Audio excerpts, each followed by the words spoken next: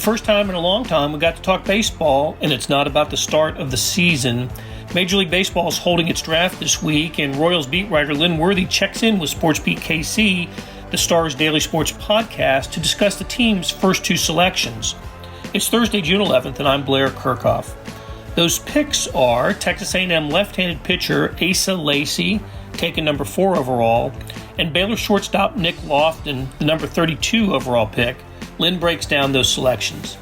After a break, you'll hear from Royals Assistant General Manager for Scouting, Lonnie Goldberg, and General Manager Dayton Moore on the selections.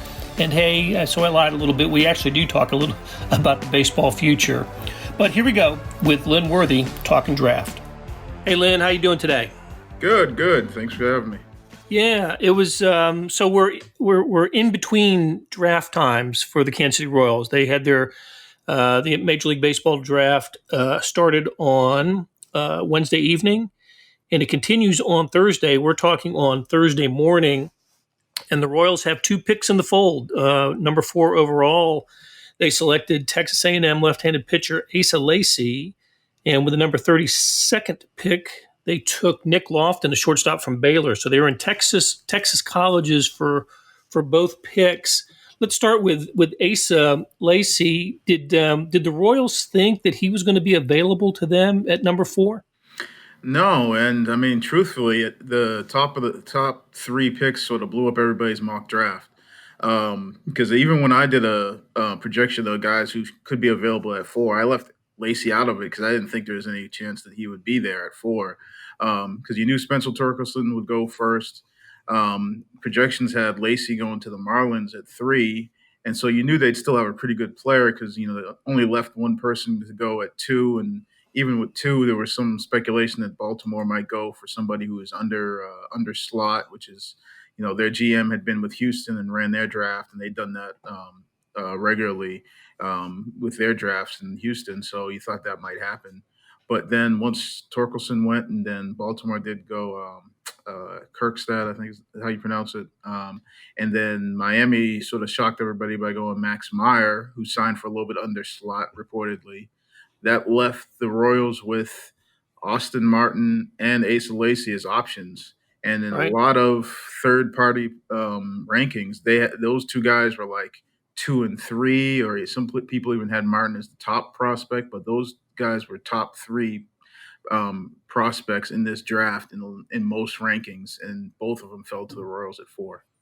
Yeah, that was you're right. The number 3 pick by the Marlins, Max Meyer, the right-handed pitcher from Minnesota, University of Minnesota. That's the one that that sort of tripped things up early in the draft. And I was just reading some comments, and you'll hear those comments by Dayton Moore and Lonnie Goldberg here after you and I talk, that they were they didn't go to bed the night before thinking that Asa Lacy was going to be available to them, or Austin Martin, really, the shortstop from Vanderbilt, available to them at number 4. So tell us, what are the Royals getting in Asa Lacy?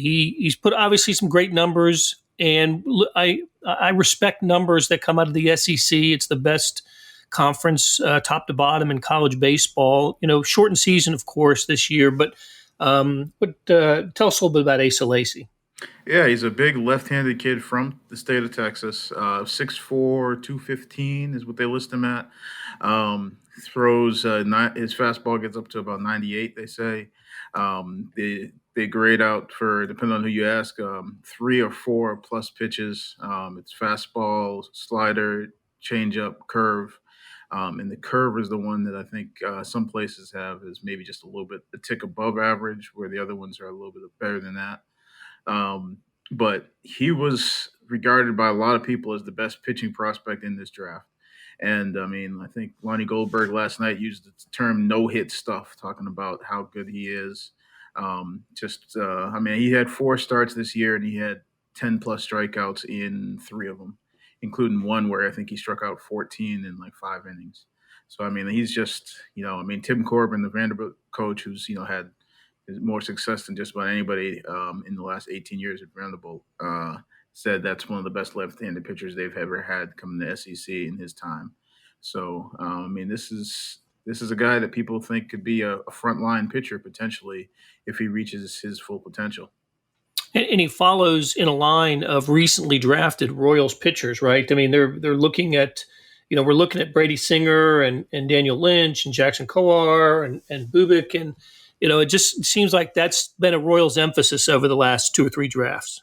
Yeah, I mean, Dayton said it before that it's all about pitching when it comes to being able to build a team to compete for championships. You've got to have pitching and not just a little bit of it. I mean, like you look all around the game, and especially in the minor leagues when you're talking about prospects. I mean, if you think you've got 10, then you might really have 2 or 3. I mean, like that's just how it works out because of injuries or ineffectiveness or something goes wrong or just that's just the way it sort of unfolds. I mean, it's rare that all the guys that you think you have that are starting quality pitchers turn out to be that.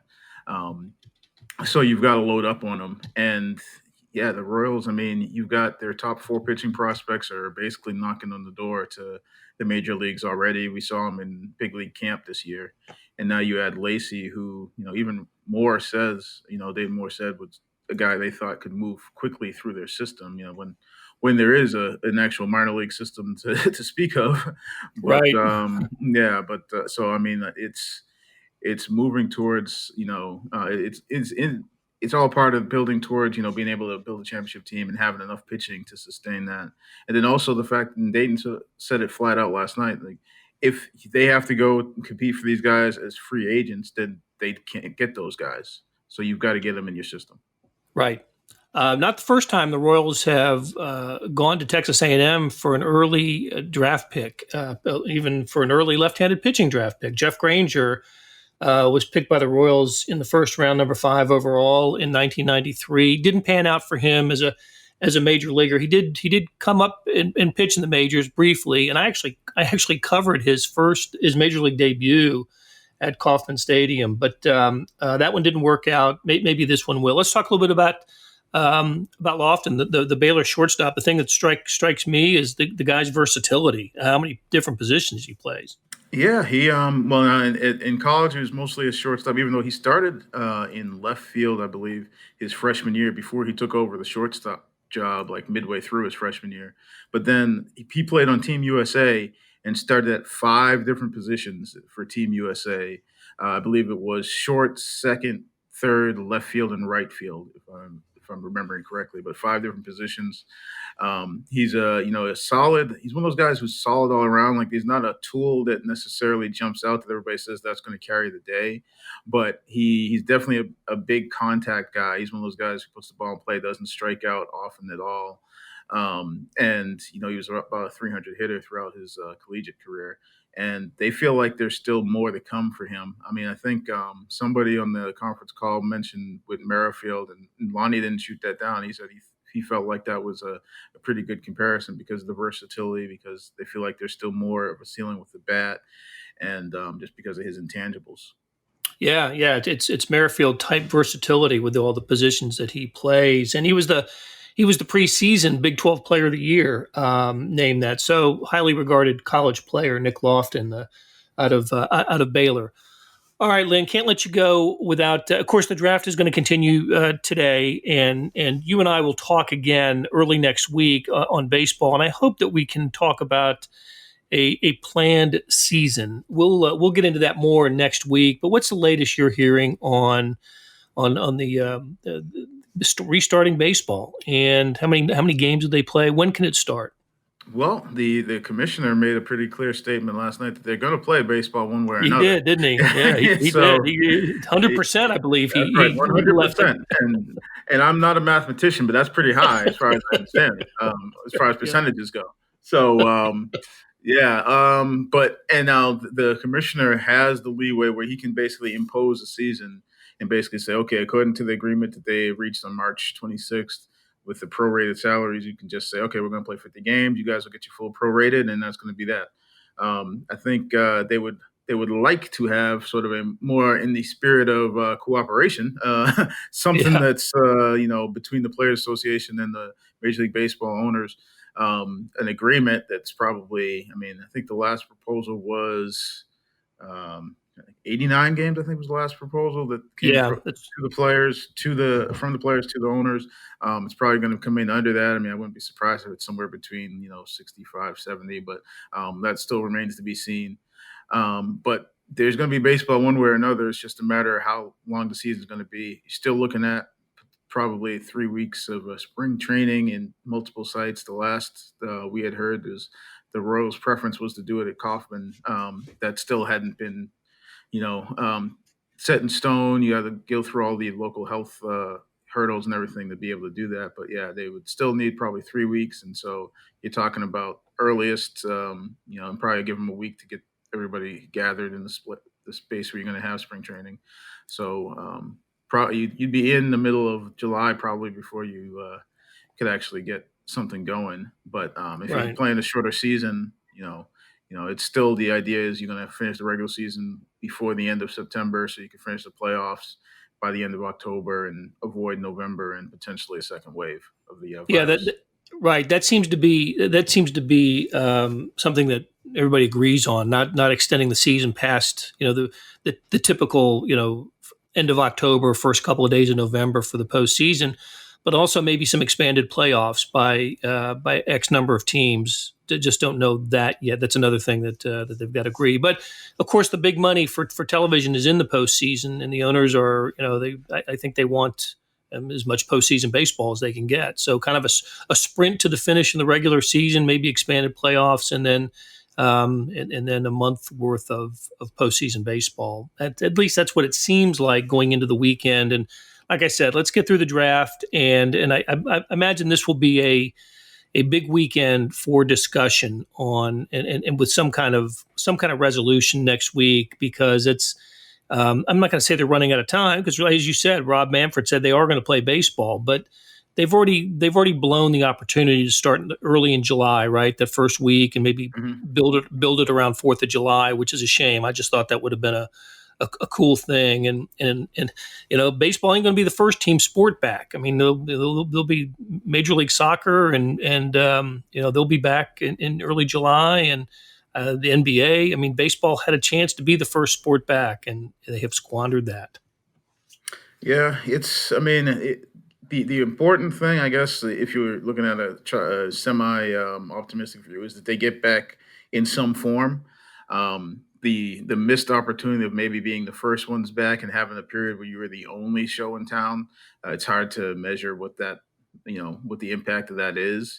Right. But also, you're probably getting the middle ground, because the idea that they didn't play a season at all would have just been devastating. So you're not getting the best, which would have been coming back and having an exclusive window. You're not getting the worst, which is not playing any baseball at all. So you're somewhere in the middle, is what's probably going to end up being. All right, Lynn, very good. We will appreciate the info today, and we'll talk to you again next week. All right. Hey, it's Blair. We have a special subscription offer for SportsBeat KC listeners: unlimited digital access to the Kansas City Star's award-winning sports coverage. Sign up now for 1 year of Sports Pass for access to all the sports news, features, and columns presented on the kansascity.com site, and it's only $30. That's a 40% savings off our regular rate. Your subscription will automatically renew after the initial term at $50 unless you tell us to cancel. Your subscription helps support the sports coverage of kansascity.com and the Kansas City Star, and that support has never been more important. Please visit kansascity.com/SportsBeatKC offer to get this special offer. And as always, thanks for listening. We were obviously thrilled that Asa fell to us, or got to us. We had him ranked as the number one pitcher in the class. We've have a ton of history, and we followed this kid for a long time, all the way going back to sophomore year and then Team USA. And for us to be able to add him in the mix of the group that we've got already, this kid's a power arm with 4+ pitches, incredible compete level. He's an animal on the field. I think he's a really good fit. I think him coming to us is a perfect fit for both of us. What can you tell us about Nick Loftin? Obviously, he's a versatile guy. There's already been comparisons to Whit Merrifield. How good do you feel about getting him at 32? Well, we were ecstatic to get Nick down to 32. You compared him to Whit. It's very similar, except for Nick can play shortstop, and he's a very good shortstop. But he has bounced all around the field. Obviously, with Team USA, he played all over. But incredible makeup, very similar to Whit. It's an 80 makeup kid, complete gamer, winner, a guy that can bounce all over the field. I know when you talk to the Team USA coaches about that team in specific, this is the kid that they said might have the best makeup on the team. So we're really happy, really excited that he was there. Again, you're getting an up-the-middle premium position player. We think there's power in the bat, but the things that he brings to the table, the intangibles, the versatility, and we still think there's a lot of ceiling in Nick. And so it was a good day. We feel very happy, very satisfied, and the staff was extremely pleased with how today went. Hey, Dayton, one more thing. Going into this draft, did you think you could get a power arm like that high? Or you were thinking more offense? There were some power arms obviously available, Flanny, but with the impact and the experience, the closeness to the major leagues, no. I mean, we didn't. I mean, we were more focused truly on the position player crop. Lonnie had given me some intel probably about an hour and a half before the draft, thinking that Lacee and Martin perhaps were going to get to us based on some maneuvering that was taking place ahead of us. And so, we were discussing, what we needed to do with Asa Lacy or Austin Martin, truthfully. And, we even considered Nick Loftin as high as 4. And that's how thrilled we are, about this process. And so I think we made a decision, and actually we made a decision about 10 days ago. We were comparing Austin Martin and Nick Loftin, and we spent a lot of time breaking those two players down and who we really liked. And truthfully, there was a split camp on that because of Nick Loftin's ability to stay at shortstop. And two very good players. When you look at the lack of strikeouts in Nick Loftin and the contact and his approach and the power, there's some separators there that led some people to think that push came to shove, depending on the entire draft, how it would lay out, that Nick Loftin might be good if we could package both of those guys. And so Lonnie's the best. I mean, he's the best at figuring this out. He's nonstop. He's relentless trying to figure out how to get as many good players as we can. And we were sweating it out. We were sweating it out big time on Lofton because it was kind of it was a little bit of just tough to, wondering if he'd get to us. So, but scouting staff did a great job. The communication was outstanding, and we got more work to obviously do tomorrow. Who's next? Obviously you're not both in the draft room as usual, but how fun was this to do this and kind of feel whatever type of sense of normalcy it felt? It was, I don't know if it was fun, but it was exciting to get back, obviously, to doing this. And we built up a lot of time and effort to prepare for this as a staff, going back all the way to the finish of last year's draft. And so, Dayton mentioned it before, but the work that the guys have done, especially over the last, probably 2 months to prepare us for something that we've never had to do before, was outstanding. And put us in incredible situations, not only for today, because I can tell you right now, those two players wanted to be here, and there's a reason they're here. So, but it's going to put us in a better position tomorrow. It's going to put us in a great position, in 2 days from now, when hopefully we can continue to add talent to the system. So that goes to the work that the guys have done. And it was, like Dayton said, it was relentless. We still haven't stopped. We got a lot of work to do tomorrow. So we're excited for the opportunity to get back at it tomorrow and then see what we have after tomorrow's when we finish the 5th round. Dayton, Lonnie, Seren Petro here from WHB. There's a lot of speculation that because, kind of the last wave scouting circuit where everybody's kind of together and maybe talking around the cages and comparing notes, that because everyone was isolated, that every team might be going down its own road, that there wouldn't be kind of this, compilation list, that everybody would be maybe a little bit more unique in their evaluations because they wouldn't be influenced by hearing as much from other people. Did that happen? Did you feel like each team, and maybe it's too early to tell till we get a few more rounds under our belt, but did you feel like each team kind of went their own path, or did it seem like it went the way most drafts go? I haven't gotten a chance to really dissect what everybody's done, but I think it went, especially early on, I think it went the way it was supposed to. I mean, it seemed like the top names of our board continued to peel off, very similar to how they went. I think that, at the end of the day, I think when you get certain guys that see a certain player and across the country and some didn't, I think that will take shape. I think that's going to take shape probably early tomorrow. So I do think they kind of peeled off the way we thought they would, but I think the fun's going to really start tomorrow. There was likewise a lot of speculation about, because it's only 5 rounds and the cap on signing anybody afterwards, would there be a lot more maneuvering as far as drafting signable players to have more money to bank for later?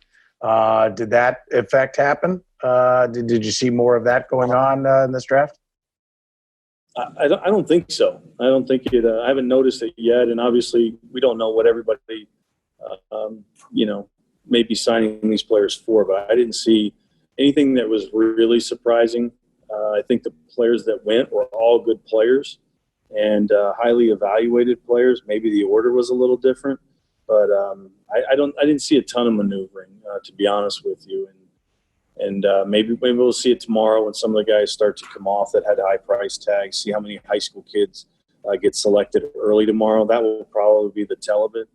Maybe some teams that may have saved some money. But I think it went pretty close to script. At the end of the day, it's always going to go back to the evaluations you had coming in and the evaluations that your area scouts and your cross checkers put you in a position to select players, and that goes for every department. And so I think it probably went to script. Hey, Lonnie, Sam Mellinger, I think this was Flanny's question, maybe like your first or second answer. You said that you thought Lacee was a perfect fit for you and you guys were a perfect fit for him. Can you expand on that a little bit? Because to me, that means more than talent. What specifically are you talking about there? Well, we're talking Midwest, and I think just the way we spent a lot of time with him and our guys got to know him really well. And there's a comfort level with the player and the personality of the player and the personality of the team and what we're building here. So his compete level is extremely high. His preparation is exceptional. I think he's going to fit right in with the group that we have already coming through the system. I think all the things that we're doing in player development, he's going to embrace. And so that's what I meant by the fit. And again, when you spend as much time as we did with the player, getting to know him, and there's just a comfort level. There was a good feel. And, I don't know where the text is, but I know he sent a text to somebody saying, this is exactly where I want it to be. And so that means a lot to us. That means a lot that the player we wanted, that we didn't think was going to get to us, ended up where he wanted to be and where we wanted him to be. So that's what I meant by it. Wait till let me add something to that. I want to add a couple things. And when you get a chance to meet Asa Lacy and Nick Loftin, you guys are going to know exactly what we're talking about. I mean, these guys are absolute winners. They're articulate. They're prepared. Speaking to Nick Loftin tonight, the only thing he kept talking about is how we're going to win a World Series. This kid is a champion. And like Lonnie said, I mean, that's just perfect fits for us. And when you go around and you ask the questions that we asked this year because of the abbreviated evaluation process, and you talk to all the elite veteran head coaches at the major colleges. In fact, Tim Corbin said it tonight. There hasn't been a more impactful pitcher in the SEC in the last 18 years.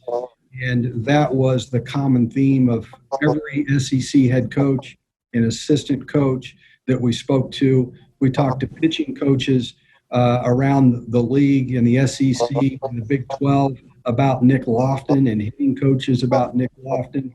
And as Lonnie said, all the USA people that were with them last year and their teammates, their multiple teammates that they've had throughout the college ranks. I mean, it's these guys are as impressive at this stage of their career as really any two players that we have selected since we've been here in Kansas City. Hey, Dayton, Cody Tapp, 610. You'd mentioned you thought Asa Lacy was really or as close to the big leagues as he was at 4. Anytime you say that, obviously varying degrees, but does that just mean you see him as similar guys you've taken like Brady Singer or guys, or can he get there faster? Like what's – Well, look, this guy's stuff is – I mean, it's top 1% of the world right now. I mean, and then you package that from the left side and what he's been able to accomplish, and you look at the strikeout rates and what have you. I mean, it's just a matter of being able to dumb-proof your delivery, make sure you're in a position to field your position well, rather, and hold runners and just do some of the things you're going to need to do at the major league level to kind of slow things down a little bit and put yourself in a position to go deep into baseball games. But I mean, he fits in right with this group that Lonnie has done such a great job and selecting, and JJ has done such a great job developing with Singer and Coer and Lynch and Bubich and Cox. And I mean, I can go on and on with some of the guys, and there's some guys that I left out there. But like I said, these guys blend in perfectly with the group that we have that is ready to transition into the major leagues in the next year to 18 months. Because of the truncated minor league season, what would be the plan for him now versus how you might have handled a pitcher in the past, you know, considering he's barely pitched at the college level this year? Well, yeah, it's a great question. I mean, look, the important thing about everything that we're doing at this point forward is just to make sure we keep guys healthy at the minor. I'm talking about our minor league players, major league obviously as well, but as it relates to our minor league guys, and just prepare them for spring training of 2021. And that doesn't mean that they're not going to pitch, assuming we have some type of instructional league or Arizona Fall League. That's still to be determined at this time. But we'll evaluate it. I mean, obviously he's going to come in and he'll be assessed, and we'll decide from there. Hey, Lonnie and Dayton, it's Lynn. Just wanted to go back. You had mentioned that when you thought you'd get Lacee and Martin fall to you at 4. Was there much discussion about what to do there, or with what you guys had already seen from Lacee and the evaluations you'd made? Was that a pretty easy decision? I'm going to let Lonnie answer that, but let me just clarify what I said. I mean, we found out as the draft was beginning to start that those two players were sliding our way. In fact, Lonnie and I had made an advanced decision actually earlier this morning about what we were going to do if that scenario occurred. And so we had already been through that. It wasn't a surprise to us is when we had to make the decision. We'd already made the decision. We just we didn't think it was going to happen, but we already made the decision in case it did. So Lonnie, you can talk more about that. Yeah, and that was that was something that we were ahead of. We had already decided it. We didn't know that it was going to come down that way, but we made an advanced decision, and our staff had made an advanced decision that that's the way we wanted to go. Shall it happen? And we're fortunate it happened. I mean, we didn't go to bed last night thinking Asa Lacy might be there with the 4th overall pick. So, but to the credit of all the guys and all the work that they did, and the job that Chris Rietzman and the guys have done and our cross-checkers, we were prepared for it and we were ready for it if it happened. That will do it for today. Thanks to our production staff of Derek Donovan, Savannah Smith, Randy Mason, Beth Welsh, Jeff Rosen, and Chris Fickett. A tip of the cap to Lynn Worthy for joining me today to talk Royals. Links to the stories about the Royals can be found in the show notes and always on the True Blue app. Hey, earlier in the episode you heard me talk about the Sports Pass offer. It still stands, still a good one. $30 for a year's worth of sports coverage, and that includes Sports Extra on the e-edition. There are more than 30 additional pages of national sports coverage today. Well, here's an even better offer. Buy the entire Kansas City Star product. Sports news features, commentary analysis, the whole bit. You get all the stories written by my talented colleagues, plus additional sports news and business coverage.